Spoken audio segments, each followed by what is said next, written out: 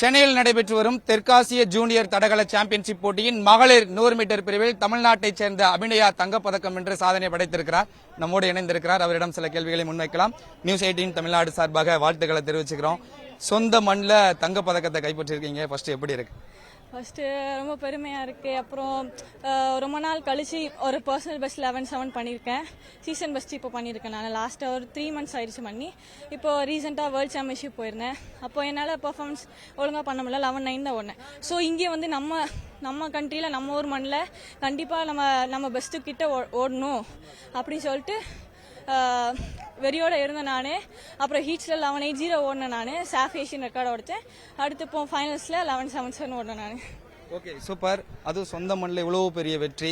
இந்த கேம் உங்களுக்கு எந்த அளவுக்கு ஒரு முக்கியத்துவம் வாய்ந்தது உங்கள் கரியரில் அப்படின்னு நீங்கள் ஃபீல் பண்ணுறீங்க? இப்போ நான் வந்து இந்த மாதிரி கேம்ஸ் விளாண்டாதான் ஜாப் ஆப்பர்ச்சுனிட்டிலாம் கிடைக்கும்.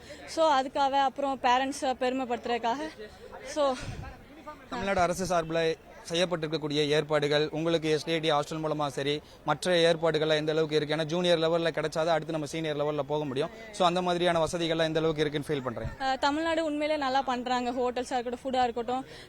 வேர்ல்டுக்கு அப்புறம் இங்கே வந்தப்போ ஃபுட்டுலாம் அங்கே வேர்ல்டுலாம் நல்லா இல்லை. அப்போ இங்கே வந்து சாப்பிட்டோன்னே நம்ம ஊர் சாப்பாடுனானே நல்லாவும் இருந்துச்சு. அதனால நான் நல்லா சாப்பிட்டேன் நான். இங்கே ஜூனியர் லெவலில் இவ்வளவு பெரிய சவுத் ஏஷியன் கேம் சென்னையில் நடக்கிறது உங்களுக்கு எந்த அளவுக்கு யூஸ்ஃபுல்லாக இருக்குன்னு ஃபீல் பண்ணுறீங்க? இப்போ நாங்கள் வேர்ல்ட்லேருந்து வந்து 5 days தான் ஆகுது.